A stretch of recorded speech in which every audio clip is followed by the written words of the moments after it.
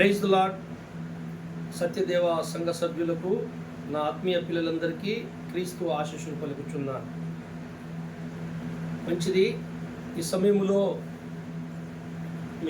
మీతో ఒక విషయాన్ని పంచుకుందామని వచ్చాను. వీడియో ద్వారా మీకు కొన్ని విషయాలు చెప్తాను. గత కాలము గడిచిపోయినటువంటి రోజుల్లో కొంతకాలం నుండి మీకు ఒక ప్రార్థన ఎలా చేయాలి అనేది నేర్పించుకుంటూ వస్తున్నాను. కొంతవరకు మీకు ప్రార్థన నేర్చుకున్నారు, పర్వాలేదు. కానీ ప్రభు ఈ కడవరి దినములు ఏ స్థాయిలో ప్రార్థన పరులు ఉండాలో ఆ ప్రార్థనలో శిఖరాగ్ర స్థాయికి మనము ఇంకా చేరుకోలేదు. అందుకని ఇక యేసు రాకడ సమీపించింది. ఇప్పుడు మనం ఒక పద్ధతి ప్రకారమైన ప్రార్థన నేర్చుకోవాలని దేవుడు నన్ను ప్రేరేపించాడు. నేను నేర్చుకొని చేస్తున్నాను. అది మీకు కూడా ఆ ప్రార్థనలో ఒక 2 అంశములు, 2 సత్యాలను, 2 విధానములు మీకు చెప్పలేదు. అవి నేను చెప్తానని చాలా రోజుల నుంచి అంటున్నాను. మీ ఇంటింటికి వచ్చి నేను ప్రార్థించినప్పుడు కూడా మెగారాధనలో నేను ఈ మాట అన్నాను. దానికోసం ఎదురు చూస్తున్నాను. ఆ ప్రార్థన ఇప్పుడు నేను వీడియోలో పెట్టడానికి వీడియోలో రాలేదు. కానీ నేను ఆ ప్రార్థన రికార్డ్ చేసి ఉంచి ఆల్నెట్ ప్రేయర్లో ఆ ప్రార్థనకు ముందు ఒక ప్రసంగం ఉంటుంది. అది చేసి మీకు ఆ ప్రార్థన వినిపిస్తాను, అలాగ చేయాలని. అయితే ఇప్పుడు నేను ఒక విషయం మీకు దృష్టికి తీసుకొచ్చి ఉంచితే మీరందరూ ప్రిపేర్ అయి ఉంటారని నేను ఈ వీడియో రికార్డ్ చేస్తున్నాను. ప్రార్థన అనేక విధాలుగా ఉంటుంది. ప్రార్థన అనేది అది ఒక మహా అనంతమైన సముద్రం, సాగరం, వివరించలేనంత లోతైన ఒక గొప్ప అంశమే ప్రార్థన. అనంతమైనది.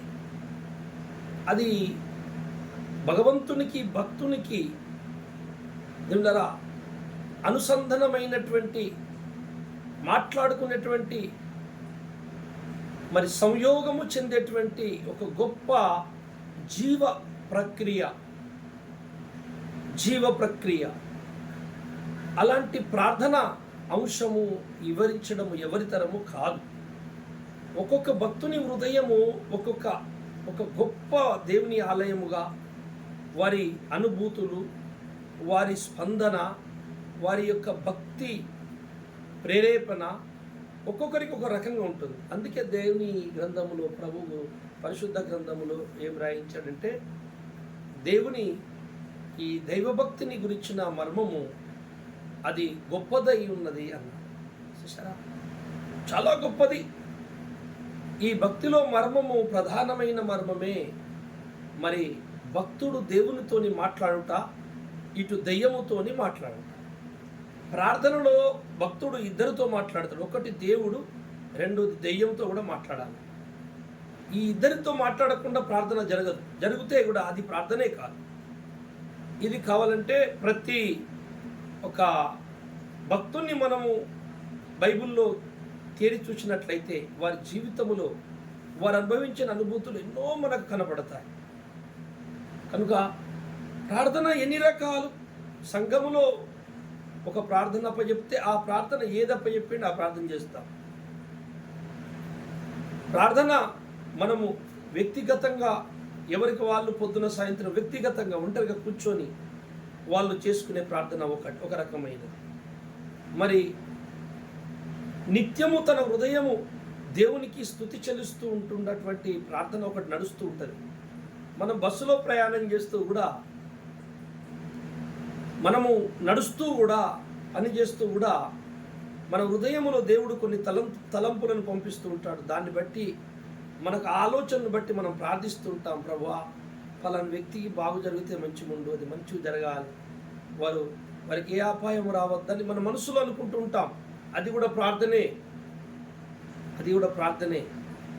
దేవులరా, మనము బస్సులో వెళ్తుంటే ఒకసారి నాకు రోజు వస్తాయి. ఒకసారి బస్సులో ప్రయాణంలో ఒక వ్యక్తి విషయంలో నాకు దేవుడు చూపించాడు. ఆ వ్యక్తికి ఇలా జరగబోతుంది, ఒక ప్రమాదము, యాక్సిడెంట్ అనే ఒక తలంపు నా హృదయంలోకి వచ్చింది. బస్సులో ప్రయాణములో నేను వెంటనే కళ్ళు మూసుకొని, ప్రభు ఆ అపాయము నుండి ఆ బిడ్డను తప్పించు అని నా మనసులో అనుకున్నాను. అది మనసులో ప్రార్థన.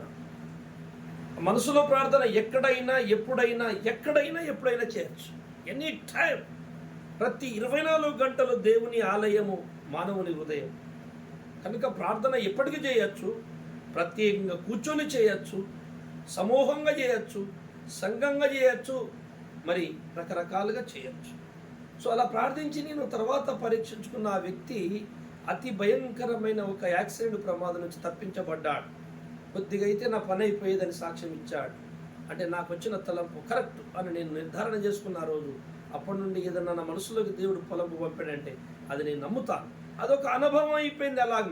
అలాగన దేవునితో నడిచేవానికి రకరకాల అనుభవాలు, ఆ అనుభవాల్లో దేవుడు ఒక ప్రత్యేకమైనటువంటి అనుభూతిలో ఆ ప్రత్యేకమైనటువంటి ఒక ప్రార్థన, ఒక విషయాన్ని ఏదో ఒకటి మనకు నేర్పిస్తూ ఉంటాడు.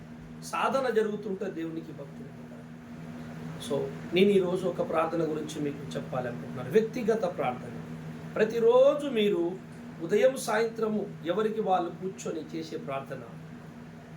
నువ్వు ఇంట్లో 7 గంటల కుటుంబ ప్రార్థన గురించి నేను మాట్లాడతలేదు. వ్యక్తిగత ప్రార్థన, పొద్దున లేచి నువ్వు కూర్చొని ఎవరికి వాళ్ళు వ్యక్తిగత ప్రార్థన ఒకటి ఖచ్చితంగా చేసుకోవాలి. ఆ వ్యక్తిగత ప్రార్థనను 7 మెట్లుగా నేను చేశాను. 7 స్టెప్స్, 7 రకాలు, 7 స్టెప్స్గా చేయొచ్చు మనం. అలాంటి ఒక అర్థాన్ని నేను తీసుకొచ్చి మీకు చూపిస్తాను. కనుక మొట్టమొదట ప్రార్థన మనము దేవుణ్ణి అర్థము చేసుకుంటే సరైన ప్రార్థన మనము చేయగలము. దేవుణ్ణి అర్థము చేసుకుంటే, దేవుణ్ణి అర్థం చేసుకున్నట్టే దేవుని మనస్సును అర్థం చేసుకుంటే సరైన ప్రార్థన నువ్వు చెయ్యగలవు. కనుక మీరు ఖచ్చితంగా ఇప్పుడు నేను చెప్తున్న వీడియోలో కొన్ని మాటలు మీరు నోట్బుక్ దగ్గర పెట్టుకొని ఈ వీడియో చూడండి. ఆ నోట్బుక్లో నేను చెప్తున్న మాటలన్నీ రాసుకోండి. రేపు ఆన్లైన్ ప్రేయర్లో నేను ఈ ప్రార్థన నేను చేయబోతున్న ప్రార్థన మీకు రిలీజ్ చేసి ఒక వాక్యము, ఒక మెసేజ్, ఒక ప్రసంగం చేసి అది రిలీజ్ చేస్తాను. ఇది ముందు అవగాహన మీకు ఉండాలని నేను ఈ వీడియో రికార్డ్ చేస్తున్నాను. దేవుని మనసు తెలుసుకొని చేసే ప్రార్థన సరైన ప్రార్థన ఉంటుందన్నమాట. సరైన ప్రార్థనగా ఉంటుంది. ఎందుకంటే దేవుని మనస్సే దేవుని ఆలోచన. మనము చదివినట్లయితే 1 యోహాను పత్రిక మరి 5వ అధ్యాయము 14వ వచనంలో కరెంటు పోయిందా?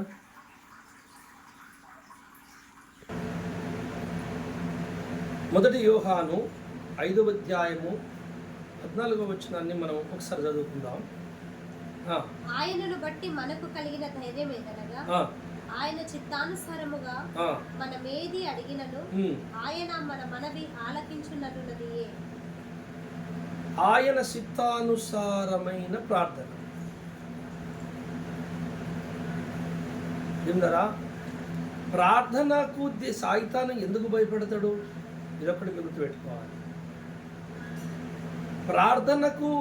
ప్రార్థన ఎందుకు చెయ్యనీయడు అంటే, ఈ ప్రపంచంలో వానికి ప్రార్థనతో అయ్యేంత భయము సైతానికి దేంతోని కాదు. ప్రార్థన అనేది సాతాను గుండెల్లో బుగులు పుట్టిస్తుంది. అయితే అన్ని ప్రార్థనలు కాదు. ఇప్పుడు మీకు ఆ పాయింట్ చెబుదామని నేను ఈ విషయం లేవనెత్తాను. ప్రార్థన దేవుని ఇష్టాన్ని తెలుసుకున్నది ఉండాలి. దేవుని ఇష్టాన్ని తెలుసుకోకుండా, దేవుని మనసు తెలుసుకోకుండా చేసే ప్రార్థన అది దేవుని ఇష్టానుసారమైన ప్రార్థన కాదు. అందుకే మన ప్రార్థన ఒక క్రమ పద్ధతిలో మనము సెట్టింగ్ చేసుకోకపోతే, మన ఏకాంత ప్రార్థన, వ్యక్తిగత ప్రార్థన ఒక క్రమ పద్ధతిలో మనం సెట్ చేసుకోకపోతే మనం సరైన ప్రార్థన చేయలేము. అంటే ఎట్లయినా ప్రార్థన చేస్తే దేవుడు వినడా అంటే వింటాడు. మనసు పూర్తిగా చేసే ప్రార్థన వింటాడు, మంచి మనసుతో చేస్తాడు. కానీ సైతానుని మనము బంధించాలంటే, సైతానుని వణికించే ప్రార్థన ఏదంటే ఒక క్రమ పద్ధతి కలిగిన ప్రార్థన. క్రమము పద్ధతి ఏర్పరచుకున్నటువంటి ఒక ప్రార్థన సైతానుని బంధించేస్తుంది.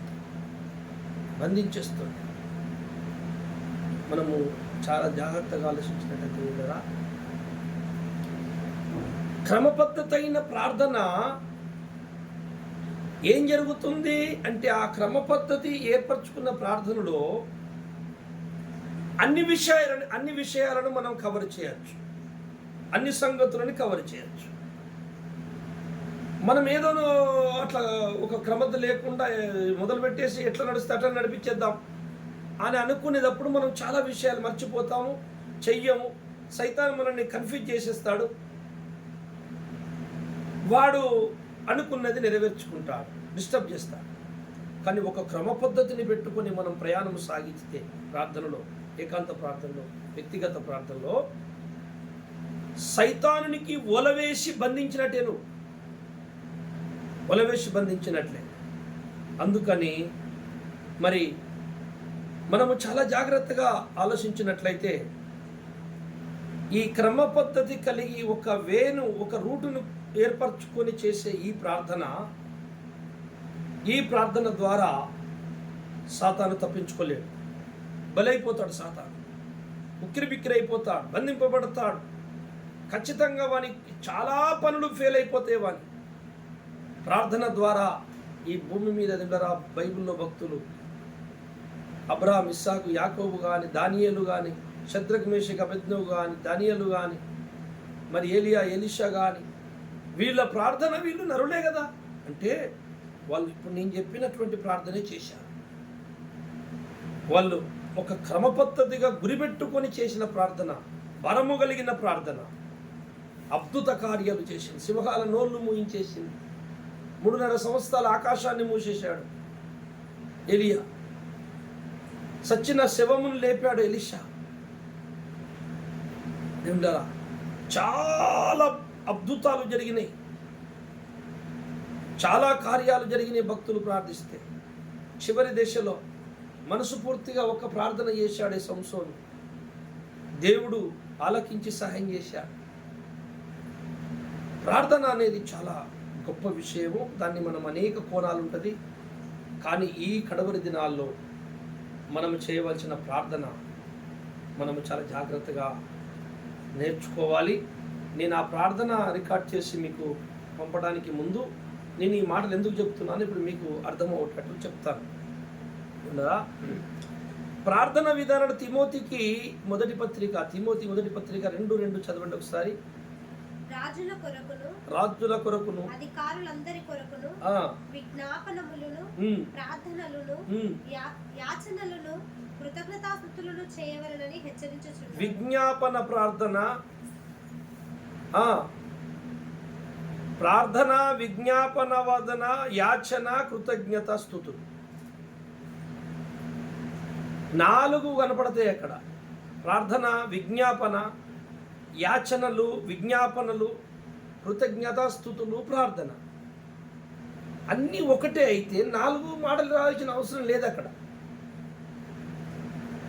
చూసారా? విజ్ఞాపన అంటే మనం ఒక కొత్త వ్యక్తి గురించో, అప్పుడే కొత్త సంఘటన గురించో దేవుని దగ్గర మనం దాన్ని అడుగుతున్నప్పుడు అది విజ్ఞాపన.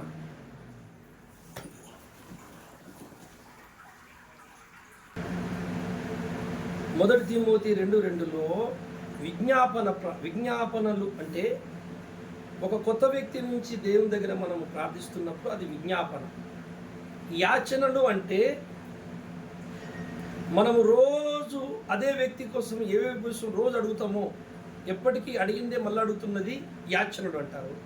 కొత్తది సంఘటన ఆ రోజు ప్రార్థనలోకి వచ్చిందంటే అది విజ్ఞాపన అంటారు. ప్రార్థన అనేది దేవునితో మాట్లాడడం అంటారు. కృతజ్ఞత స్తుతులు అంటే మనకు చేసిన మేలులను తలపోస్తూ దేవుణ్ణి మహిమపరుస్తూ స్తుతించడం అంటారు. ఇవన్నీ జరగాలి. ఈ ప్రార్థనలో సరైనటువంటి ప్రార్థనకు ఒక క్రమం ఉంది కదా, బైబిల్లో ఉంది. క్రమమును ఏర్పరచుకున్న ప్రార్థన సాతానును బంధించేస్తుంది. వాడు తప్పించుకోలేడు. అందుకు వాడు అన్నీ చేయనిస్తాడు, ప్రార్థన చేయనివాడు. ఇక అదొక బాణం. రెండోది ప్రార్థన సరిగ్గా చేద్దాము అని అనుకునే వ్యక్తులకు ఇంకొక ప్రమాదం పొంచి ఉంటుంది. ఏంటంటే వారి హృదయములో యథార్థత లేకుండా చేస్తారు. మొట్టమొదట ప్రార్థన ప్రారంభించే వ్యక్తులకి ఈ హృదయములో యథార్థత ఉండాలి. హృదయములో యథార్థత లేకుండా మనం ఏమి చేసినా ప్రార్థన ఫలించదు.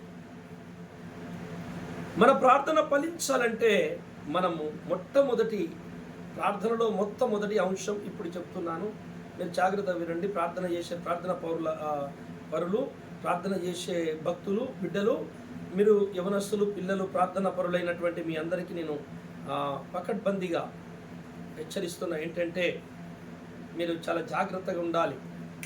ఒక్కొక్కటి అంశంగా ఏడు స్టెప్గా మీకు ప్రార్థన చేసేది విధానం చూపిస్తా. మీ వ్యక్తిగత ప్రార్థనలో ఏంటంటే మొట్టమొదట ప్రార్థనకు నువ్వు కూర్చోగానే, ప్రార్థన చేయుటకు నువ్వు కూర్చోగానే, ప్రార్థనలో నువ్వు దేవుణ్ణి మొట్టమొదట కళ్ళు మూసుకొని ప్రారంభించినప్పుడు ప్రారంభ దశలో మొట్టమొదట నువ్వు చేయవలసిన ప్రార్థన ఏంటంటే మన తప్పులను మనం ఒప్పుకోవాలి, పశ్చాత్తాప ప్రార్థన చేయాలి. పశ్చాత్తాప ప్రార్థన మొట్టమొదటి ప్రార్థన ఏంది? గుర్తుపెట్టుకోండి, రాసుకోండి, నోటు పెట్టుకొని రాసుకోండి. నెంబర్ 1 పశ్చాత్తాప ప్రార్థన. అంటే నా దేవుడు నేను ఎంతగానో బాధ పెడుతున్నాను, ఎన్నో విషయాల్లో తప్పిపోతున్నాను కదా, ఆ విషయాలు నా తండ్రి నేను ఏదైనా తప్పిపోయానా అని గుర్తు చేసుకొని మన తప్పులని మనం ఒప్పుకొని మొట్టమొదట మన హృదయాన్ని దేవుని ముందు పరవాలి. నీ హృదయం అల్కగా కావాలి. నీ హృదయము అల్కగా అయిపోయి తేలికైపోయినాక దేవునితోనే నీ హృదయం సమాధాన పడుతుంది. అందుకే ప్రభు అన్నాడు, మీరు బలి అర్పించుటకు పూనుకున్నప్పుడు ఎవరితోనైనా సమాధానం లేనట్లయితే ముందు సమాధాన పడచ్చి బలి అర్పించుడు. అంటే ప్రార్థన. మనం ప్రార్థన చేయాలంటే మొట్టమొదట మన హృదయము దేవునితో సమాధాన పడాలి.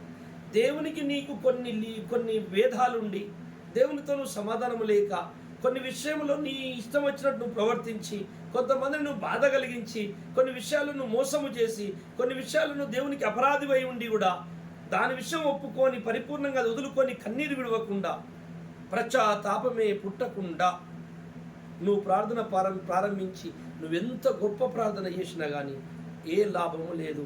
సైతాను కానీ ఒక్క దెబ్బ కూడా తగలదు, అది ఫలించదు. అది వానికి తెలుసు. అందుకే నీ తప్పు నీకు గుర్తు రాకుండా, నీ తప్పు నీకు మంచిగా కనబడేటట్టు చేస్తాడు సైతాను. నీ దృష్టికి నీ తప్పులు న్యాయము మంచిగా ఉన్నట్టుగా కనపడతాయి. అలాంటి చోట చాలా జాగ్రత్తగా ఆగి ఆలోచించాలి. దేవుని దగ్గర మొట్టమొదటి ప్రార్థన నువ్వు ప్రారంభించినప్పుడు, తండ్రి నా అపరాధాలు క్షమించు, నా పిల్లల అపరాధ, నా జనుల అపరాధాలు క్షమించు, మీకు తెలుసో తెలియకో నేను ఎన్నో రకాలుగా పొరపాటు చేసి ఉంటా తండ్రి. అయ్యా నా పాపాల కొరకే కదా, నా పాపాలే నిన్ను శీలలేసి కొట్టింది సిలువకి, నా పాపాలే నీ ముఖం మీద ఉంచింది, నా పాపాలే ముళ్ళ కిరీటం పెట్టింది, నా పాపాలే చేతులకు శీలలు కొట్టింది, నా పాపాలే నిన్ను అపహాసం చేసినాయి, నా పాపాలే నిన్ను సిలువకి చంపినాయి, కొరడాలతో కొట్టినాయి, నా పాపాలే నా పాపాలే నా పాపాలే నేనే కొట్టినా నా తండ్రిని అని ఎప్పుడైతే నువ్వు అనుకుంటావో నీ హృదయము కరుగుతుంది. నీ హృదయము కరుగుతుంది, కరిగిపోయి దేవునిలో లీనమైపోతుంది. లీనమైపోతే దేవుని సమాధాన పడతావు. ఆ సమాధానకరమైన గుండెల నుండి ఉప్పొంగే ప్రార్థన జీవజలముల ఊటై ఈ ప్రపంచానికి మేలు జరుగుతుంది. ప్రజల రక్షణ పొందుతారు. అంధకార చీకటి రాజ్యము నాశనము చేయబడతాయి. ఇది మొట్టమొదటి ప్రార్థన. అలాంటి పశ్చాత్తాపం కలిగినటువంటి వ్యక్తి ఎలాంటి వాడంటే వెన్నముద్ద లాంటి వాడు. వెన్నముద్ద ఒక జిగడమన్ను ముద్ద, వెన్నముద్ద ఒక జిగడమన్ను ముద్ద. 2 ముద్దలు మధ్యాహ్నం 12 గంటలకి ఎర్రటి ఎండకి 2 ముద్దలు మీరు బయట బండ మీద పెట్టండి. సూర్యకిరణాలకు వెన్న ముద్ద కరిగిపోతుంది. మరి జిగడమన్ను ముద్ద కొద్దిసేపటికి రాయిలా తయారవుతుంది. సూర్యకిరణాలు ఒకటే, రెండింటి మీద పడింది, ఒకే సూర్యుడు ఒకే కిరణాలలో ఏ పొరపాటు లేదు, కిరణాలు అవే. కానీ ఒక ముద్ద కరిగిపోయింది, ఒక ముద్ద రాయిలా అయిపోయింది. దీన్ని బట్టి మీకు నేర్పిస్తున్నా ఏంటంటే భక్తుని హృదయము ఈ వెన్నముద్దలాగా ఉండాలి. దేవుడు ఎలా మలచాలనుకుంటే దేవుని యొక్క మాటలే కానీ ప్రేరేపణ కిరణాలు మన మీద ప్రసవించగానే మనము కరిగి దేవుని లీనమైపోవాలి. ఇక ఇంతకంటే మంచిగా ప్రార్థనవే ఇంకేం చెప్పుతాం? శిఖరాగ్ర స్థాయికి ప్రార్థనలో మీరు ఎదిగించాలని మొదలు పెడుతున్నాను. నేను ఇప్పుడే స్టార్ట్ చేసిన. ఇప్పుడు ప్రార్థన ఎన్నడూ పోలేదు. కరెంటు కూడా పోయింది 2 సార్లు. కారణము ఇష్టము లేదు. సత్యము చెప్పుట ఇష్టము లేదు సైతానికి. అబద్ధం అంటే వానికి ఇష్టం. సో మొట్టమొదటి ప్రార్థన ఏంటంటే పశ్చాత్తాప ప్రార్థన. అంటే మొదట మనము పశ్చాత్తాపం పొంది మనం హృదయంలో ఉందని ఒప్పుకొని దేవునితో సమాధానపడి మనము కరిగిపోవాలి. అది ఒక 2 నిమిషాలు చేస్తావో 5 నిమిషాలు చేస్తావో అది జరగాలి. రెండవ స్టెప్, రెండవ మెట్టు ప్రార్థనలో. మొదటిది అయిపోయింది, పశ్చాత్తాపంతో స్టార్ట్ అయిపోయింది. సెకండ్, దేవుని త్రిత్వ శక్తిని, ఆయన మహోన్నతమైన శక్తిని, ఆయన మరి పరిపాలనను, ఆయన కృపను, ఆయన సంకల్పమును, ఆయన ఘనతను కీర్తిని వర్ణించి ఆయనను స్తుతించి త్రియేక దేవ సమీపింపరాని తేజస్సులో ఉన్నవాడా, మా కొరకు వచ్చి ఇన్ని కష్టాలు పడ్డావా తండ్రి, నువ్వు గొప్పవాడవని ఆయన సృష్టివి, నువ్వు సృష్టికర్తవి, నువ్వు అఖిల బ్రహ్మాండను పరిపాలిస్తున్నవాడు, పంచభూతాలకు ఆధారమై ఉన్నావు తండ్రి, నీకంటే గొప్పది లేదని ఆయనను గొప్పగా గణపరచాలి, స్తుతించాలి. ఆరాధన స్థుతి, నీకు ఆరాధనని 5 నిమిషాలు ఆరాధన, ఘనతలు, దేవుని ఘనత కీర్తిని పొగడాలి. పొగిడి 5 నిమిషాలు ఆరాధన చెల్లించాలి. అంటే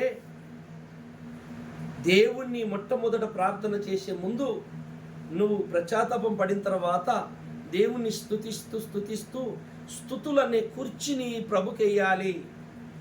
ఎవరైనా మీ ఇంటికి వస్తే నిలబెట్టి మాట్లాడతావా? మీ పాస్టర్ గారు మీ ఇంటికి వచ్చాడు అనుకోండి, దర్వాజా కాడ నిలబెట్టి మాట్లాడతావా? లేదే కూర్చేస్తావు కదా మర్యాదకి.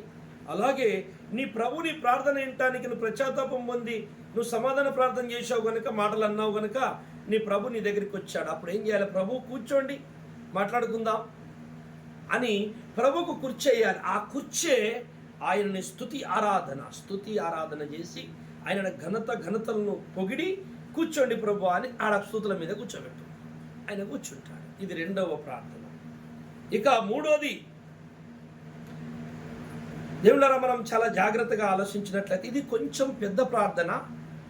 ఇది మీకు ఇంతకుముందు నేర్పించిందే నేను, కానీ ఇంకా నేర్చుకుంటారు, మీరు ఎదగాలి, ఒక్కొక్కటి ఎదుగుతారని మిమ్మల్ని ప్రార్థనలో ఈ భూప్రపంచంలో ఉన్న శక్తులన్నీ గడగడ వనికి కూలిపోయే ప్రార్థన 10 మంది తయారైన చాలు, నాకు నేను చెయ్యాలి అని చాలా రోజుల నుంచి నేను ఎదురెదిరి చూస్తున్నాను. దేవుళ్ళారా 1000 కళ్ళతో దేవుని వైపు. ఆ సమయం ఆసన్నమైంది, ఇప్పుడే ఆసన్నమైంది. తప్పక నేను తయారవుతారు. నాకు కొంతమంది ఈ ప్రపంచ భూమి మీద ఉన్నటువంటి శక్తులు, దురాత్మ శక్తులన్నీ సర్వనాశనము మన ప్రార్థన ద్వారా జరగాలని ఆశపడుతున్నాను. మన ప్రార్థన ద్వారా మనకు సపోర్ట్గా లేచే ప్రార్థన పరులు భూలోకం అంతటా అన్ని క్రైస్తవ సంఘులకి లేవాలని కూడా ఆశపడుతున్నాను. అవును, ఎవరో ఒకరు ముందు కదలాలే, అప్పుడే అన్ని కదులుతాయి. అందరం ఒక చోట ఇవ్వకుంటే కాదు, ఇక ముందుకెళ్ళాలి. జాగ్రత్త దేవుళ్ళారా. ఆయన కృపాశక్తితో, ఆయన కృప. ఎన్నో ప్రార్థన ఇది? మూడో మెట్టు ప్రార్థనలు. మీ వ్యక్తిగత ప్రార్థనలో రోజు ప్రార్థన, వ్యక్తిగత ప్రార్థన మూడవ మెట్టు. ఆయన కృపాశక్తిని పొందుకొని ఈ భూమి మీద చీకటి సామ్రాజ్యము, సాతాను రాజ్యమంతా సర్వనాశనము చేసి ఎన్ని రకాల చీకటి శక్తుల ప్రభావం ఉన్నదో, అది మంత్రిక విద్యలు కానీ ప్రపంచమంతటా వాడు అనేక విద్యలతో మనుషులను నాశనం చేస్తున్నాడు. వాని మాంత్రిక శక్తులు కానీ, వాని కుయుక్తులు కానీ, వాని పనులు కానీ, నాశనకరమైనటువంటి క్రియలు ఎన్ని ఉన్నాయో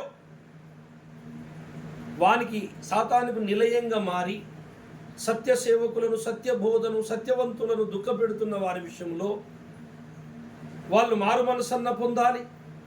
నీ ప్రణాళికలు లేకపోతే నీ చిత్తానుసారమైనటువంటి ఒక భయంకరమైన శిక్షణ పొంది కూలిపోవాలి. కానీ నీ సత్యమేవో జయితే, నీ సత్యమే జయించాలి తండ్రి. నీ కార్యాలు జరగాలి, నీ రాజ్యం కట్టబడాలి, చీకటి సామ్రాజ్యం కూలిపోవాలి అని సైతాను యొక్క శక్తులు ఈ భూమి మీద ఎన్నున్నాయో అన్ని రకాల వాయుమండల సమూహం మీదకి వెళ్ళి యుద్ధం చేసి రావాలి. ఒక్క నిమిషం వాయుమండల సమూహాన్ని పొడిచి త్రియేక తండ్రి కుమార పరిశుద్ధాత్మన త్రియేక శక్తి గల నామమైన యేసునామము, ఆ యేసు త్రిత్వశక్తి అనే ఆయుధము, ఆ త్రిశూలముతో వాయుమండల సమూహాన్ని పొడిచి కింద రాలగొట్టాలి, ఆకు రాలినట్టు. తర్వాత భూమి మీద ఉన్న శక్తులను పొడవాలి, సాతాను కొమ్ములను కళ్ళని పొడవాలి, వాని మాంత్రిక ప్రభావం పొడవాలి, మంత్రగల గుండెల్లో పొడవాలి, వాని పట్లు కట్లు తెంపి పడేయాలి. ఇట్లుంది కథ, చాలా పెద్దగా ఉంది, నేను నేర్పిస్తా. ఇది మూడవ మెట్టు. ఇక నాలుగోది, దేవుడారా, మనం చాలా జాగ్రత్తగా ఆలోచించినట్లయితే వ్యక్తిగత ప్రార్థనలో మూడవ మెట్టు అయిపోయింది. నాలుగవది, ఈ లోకములో ఈ భూప్రపంచమంతటా దేవుని ప్రణాళికలో ఉండి రక్షణ పొందవలసిన వారి కొరకు సువార్త సకల జనులకు అందాలి. అది విద్యారంగం అయితేంది, వైద్య రంగం అయితేంది, సినిమా రంగం అయితేంది, మీడియా రంగం అయితే, వార్తారంగం అయితేనేమి, మరి లాయర్లు, జడ్జిలు, కలెక్టర్లు, revenue department, forest department, municipality, current department, మరి భూలోకమంతట ఉన్న అన్ని దేశాల రాజకీయ నాయకులు, శాస్త్రవేత్తలు, జ్ఞానులు, కూలి అయితేంది, ఒక ఇంజనీర్ అయితేంది, ఒక వ్యాపారస్తుడు అయితేంది, ఆకాశమందు సంచరించువాడు, సముద్రం మీద సంచరించువారు, నౌకాదళాలు, భూమి కింద సంచరించువారు, భూమి మీద సంచరించు సకల జనులకు కొరకు ఒక ప్రార్థన ఉంటుంది. కొంచెం 20-25 నిమిషాలు పడుతుంది ప్రార్థన. నేను ఒక క్రమ పద్ధతిని చాలా కొంతకాలం నుంచి ఏర్పరచుకున్నాను. నేను రాత్రి, ఇప్పుడు చెప్తున్న మీ అందరికీ నేను చేసే పని, రాత్రి 4:30 నేను అలారం పెట్టుకుంటున్నాను. ప్రతిరోజు నా పొద్దున 4:30 లేచి ఒక్క అరగంట నేను కాలకృత్యాలు, నా బాత్రూమ్ అటు ఇటు వెళ్ళి అన్నీ చేసుకొని సిద్ధమైపోయి అదంతా అయ్యేసరికి 5:30 అట్లా 6 అవుతుంది, 5:30 అవుతుంది. నేను 5:30 కూర్చుంటే 5:30 నేను చెప్పే ఈ ప్రార్థనలన్నీ నేను పూర్తి చేసుకునేసరికి నాకు గంట పావు, గంట ఈ రేంజ్లో. అందుకనే మీరు మరి 5:30 నుంచి మీరు 7:30 వరకు నాకు ఫోన్ చేసినా నేను లేపను. ఇది నా క్రమం. నేను చాలా కాలం నుంచి ఎప్పుడో లేచినప్పుడు, తెలియబడ్డప్పుడు, ఎప్పుడో చేసుకుంటూ వచ్చినప్పుడు, కానీ ఇప్పుడు నేను ఒక క్రమ పద్ధతిని చేసుకున్నా, ఒక నిర్ధారణకు వచ్చేసిన. సాతాను రాజ్యాన్ని కూల్చోవాలంటే నాకంటూ ఒక బలమైన తీర్మానం ఉండాలి. ఎంత కష్టం వచ్చినా చేయడానికి ప్రయత్నిస్తా. చాలా కుంగిపోయి లేవలేకపోతే దేవుని చిత్తం ఏ టైంలో జరగాలి ఆ టైంలో జరుగుతుంది. ఆ తర్వాత ముచ్చట. కానీ మన పట్టుదల మాత్రం అలాగే ఉండాలి. సో మీరు జ్ఞాపకం ఉంచుకోండి, దేశము ప్రజలందరి కొరకు ప్రార్థన చేయించండి. ఆ విషయం చాలా పెద్దది, మీకు తెలుస్తుంది, మీకు అర్థమైంది. ఎవరు మీకు దేవుడు ఎలా ప్రేరేపిస్తే ఆ ప్రార్థన ఇంకా నాకంటే ఎక్కువ మీరు చేయగలరు, ఇది 4వ ప్రార్థన. ఇక 5వ ప్రార్థన క్రైస్తవ ప్రపంచము కోసం. ఇది జాగ్రత్తగా చేయాలి ప్రార్థన. భూమి మీద ఉన్న క్రైస్తవులందరూ లేఖనము చెప్పినట్టు సత్య పునాది మీదికి రావాలి, పౌలు ద్వారా వేసిన పునాది మీదికి రావాలి. ఇన్ని విభిన్నమైన బోధలు ఉండకూడదు. బైబిల్ చెప్పిన ఒక బోధ, సత్యబోధ ఏదో దాని మీదికి రావాలి. మిగతా బోధలన్నీ కుప్పకూలిపోవాలి. అబద్ధ బోధలు సర్వనాశనం కావాలి.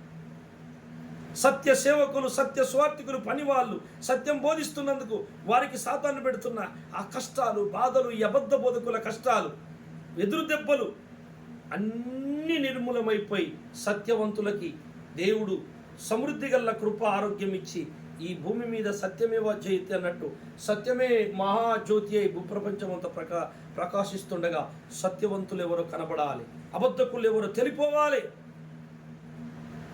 అమాయకులందరూ రక్షింపబడాలి, మోసగాళ్ళ చేతుల నుండి విడుదల పొందాలి. ఇది 5వ ప్రార్థన. ఇందులో చాలా విషయాలు ఉన్నాయి. నేను ప్రార్థన చేసి చెప్పకపోయినా ఒక అద్భుతమైన లెటర్ రాసి మీకు వాట్సాప్లో పెడతా తర్వాత. కానీ నేను ఒకటి చెప్పబోతున్నాను, అది వినండి. 6వ ప్రార్థన ఏంటో తెలుసా? నీ ప్రార్థన, వ్యక్తిగత ప్రార్థన 6వ మెట్టు సత్యదేవ సంఘ అభివృద్ధికి చెయ్యాలి. ఆత్మల రక్షణకై చేయాలి. సేవకుల నడిపింపుకై, వారి ఆరోగ్యముకై. ఎందుకంటే ప్రప్రథమంగా ఫస్ట్ దెబ్బ కొట్టేదే సేవకుల కుటుంబము మీద, వారి ఆరోగ్యం మీద. ఎందుకంటే వాళ్ళు దెబ్బతింటే అందరినీ నాశనం చేయొచ్చు. సేవకుని కుటుంబం మీద మరకబడ్డా, సేవకుని కృంగదీసిన, సేవకుని అప్లబాధ చేసి ఏం చేసినా సంఘం మొత్తం నాశనం అయిపోతుంది. కానీ అందుకని వాడు కేంద్రముని కొడతాడు. అలా జరగద్దని మీరు ప్రార్థన చేయాలి. ఇది 6వ ప్రార్థన.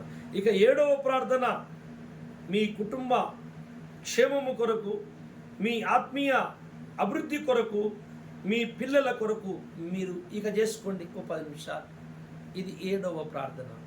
7వ ప్రార్థన అయిపోగానే అప్పుడు ప్రభుకి స్తుతులు చెల్లించి, తండ్రి నేను చేసిన ప్రార్థన నీ సన్నిధికి చేరింది, నువ్వు తప్పక విన్నావు, నాకు అది దయచేస్తావని నమ్ముచున్నాను. ఇక ఈరోజు మనుగడ ఎలా సాగాలో నువ్వు మాకు తోడు నడిపించు అని చెప్పి, మేము తింటున్న అన్నము, త్రాగుతున్న నీళ్లు, పీల్చుకుంటున్న గాలి, వేసుకుంటున్న వస్త్రం, నడుపుతున్న వాహనము మాకు దీవించి ఆస్వాదించి అనుకూలపరిచి సహాయం చేయండి. పాము చేత, తేలు చేత, ఎండ చేత, వాన చేత, మాంత్రిక శక్తుల చేత, దురాత్మ చేత, మనిషి చేత, జంతువు చేత, యాక్సిడెంట్ చేత ఏ ప్రమాదము జరగకుండా మమ్మల్ని కాపాడండి. నిన్ను స్తుతిస్తూ మరొకసారి ఘనపరుస్తున్నాను. ఆమేన్. అయిపోయింది ఆ ప్రార్థన. ఇప్పుడు నేను చెప్పిన అంశాలను చేసేసరికి 1.5 గంట పడుతుందండి ప్రార్థన. అయితే ఇప్పుడు ఇవాళ నేను చెప్పొచ్చేది ఏంటంటే, మొట్టమొదట మీరు ప్రార్థన ప్రారంభించినప్పుడు మొట్టమొదట గుర్తుపెట్టుకోండి, పశ్చాత్తాప ప్రార్థన చాలా బాగా ఖతర్నాగా చేయాలి. మనస్సు పూర్తిగా చేయాలి. నిజముగా కన్నీళ్ళే గారాలని దేవుడు గుర్తు రాగానే అంత అద్భుతంగా నువ్వు కరగా. ఇకపోతే మేము చెప్పేది ఏంటంటే, చాలా ముఖ్యమైనది ఏంటంటే, మీకు నేను వీడియోలో ఈ ప్రార్థనలన్నీ మీరు చేయగలరు, కానీ 2 ప్రార్థనలు మాత్రము మీకు స్పష్టతనివ్వాలని అనుకుంటున్నాను. అందుకే ఇన్ని రోజుల నుంచి మీకు నేర్పిస్తాను ఒక ప్రార్థన అంటున్నా. మీ ఇంటింట మేఘారాధన చేసినప్పుడు, పరిశుద్ధాత్మ మేఘారాధన ఆరాధన మీ ప్రతి ఇంట జరిగించినప్పుడు కూడా నేను ఈ ప్రార్థన నేర్పించడానికి అవన్నీ చేసిన. అది ఆ ప్రార్థన నేను ఒక వీడియో రికార్డ్ చేసి పెట్టుకొని ఆల్నెట్లో దానికి ఒక ప్రసంగం ఉంటుంది, అది చేసి అప్పుడు అది మీకు వినిపిస్తాను. చాలా జాగ్రత్తగా వినండి. అది ఎన్నోవ ప్రార్థన అంటే, రెండవ స్టెప్లో ఉన్న ప్రార్థన, దేవుని త్రిత్వమును గుణగణమును స్తుతించేది. 3వ ప్రార్థన, ఆయన కృపాశక్తితో అంధకార రాజ్యమును కూలగొట్టే. ఈ 2 ప్రార్థనలే నేను వీడియోలో రికార్డ్ చేస్తాను. మొదటి ప్రార్థన పశ్చాత్తాప ప్రార్థన, ఓకే. మరి 4వ ప్రార్థన ఈ లోకములో రక్షణ పొందవలసిన వారి గురించిన ప్రార్థన.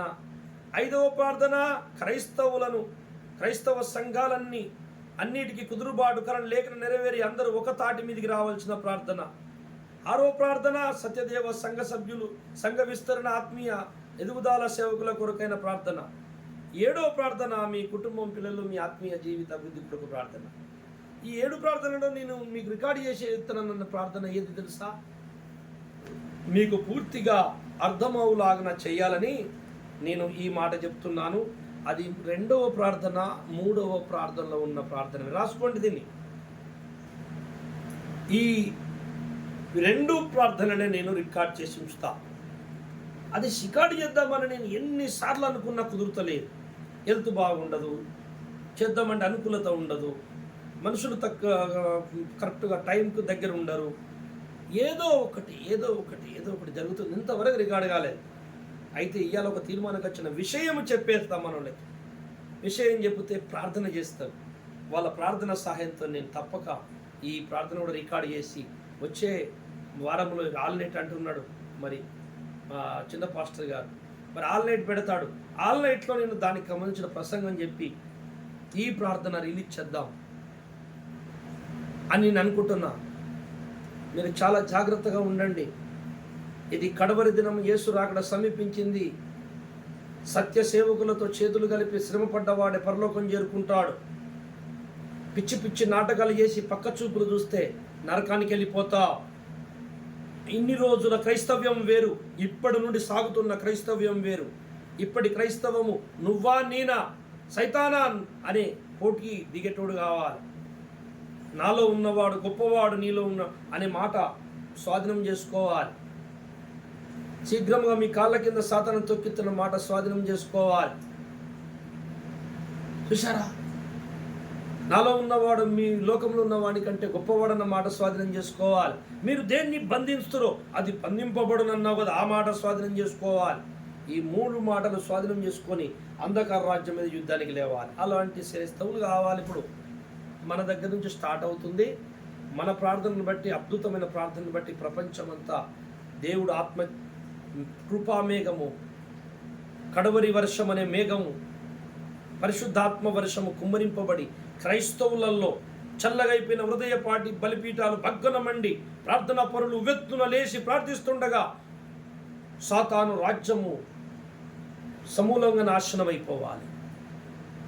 అది జరగాలని నాకు చాలా ఆశ.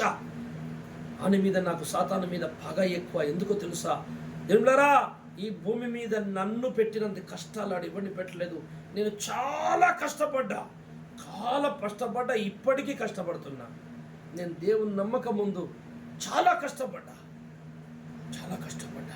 నన్ను ఏడిపించిండు సైతానుగా. వాని మీద నా పగ, నన్నే కాదు యుగ యుగాల నుంచి నా తండ్రిని కూడా ఏడిపించిండు యేసయ్యని. అది ఇంకా పెద్ద పగ అయింది నాకు.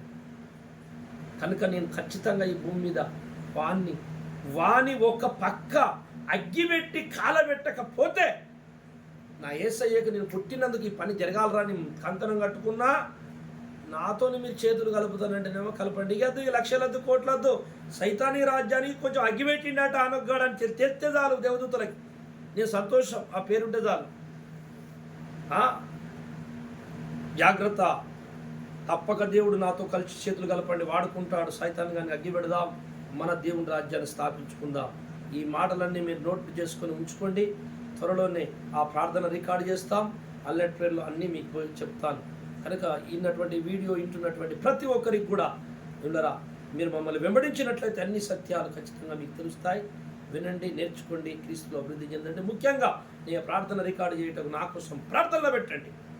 ప్రభువా, మీ సేవకుని ద్వారా ఒక ప్రార్థన నేర్పిస్తారు, అది ఆయన రికార్డ్ చేసేటందుకు ఏ ఆటంకం రావద్దు, మాకు పంపించండి. వీడియో రికార్డ్ పంపించండి. నేను ఎందుకు వీడియో రికార్డ్ చేస్తున్నాను తెలుసా? నేను ఇట్లా చెప్తే ఒక 5 నిమిషాలు 10 నిమిషాలు లేదా గంట సేపు వింటారు, వెళ్ళిపోతారు, మర్చిపోతారు. వీడియో అయితే 2-3 సార్లు చూసుకొని మెదడుకి ఎక్కించుకుంటారన్న ఆశతో ఈ ఐడియా వచ్చింది నాకు. అందుకే ఆ ప్రార్థన రికార్డ్ చేస్తా. తప్పక రికార్డ్ అవుతుంది. మీ ప్రార్థన ద్వారా ఆ పని జరగాలి. నా కోసము, మా అవసరతల కొరకు, సేవకుల కుటుంబాల కొరకు ప్రార్థించండి. మీకోసం మేము దివరాత్రములు దేవుని ప్రార్థిస్తున్నాం. దేవునికి మహిమ కలుగును గాక. దేవుడు మిమ్మల్ని దీవించి ఆశీర్వదించును గాక. ఆమేన్. దేవునికి స్తోత్రము. చిన్న ప్రార్థన. ప్రభువానికి స్తోత్రములు. ఇన్నటువంటి మాటలు నీ బిడ్డల హృదయాలలో స్థిరపరిచి బలపరచండి తండ్రి. ప్రతి ఒక్కరు కూడా సిద్ధపడాలి ఈ ప్రార్థనకి. ప్రభువా, 7 మెట్లు పెట్టావు ప్రార్థన. ఆ 7 మెట్లలో ఏ ఒక్కడు తప్పిపోకుండా నా తండ్రి గురి కలిగి భారము కలిగి ప్రార్థించుటకు సంఘానికి నేర్పించి ఆశీర్వదించి ముందు నడిపించుమని యేసయ్య నామములో ప్రార్థిస్తున్నాను తండ్రి. ఆమేన్. Praise the lord. అందరూ ప్రార్థన చేయండి మా కొరకు.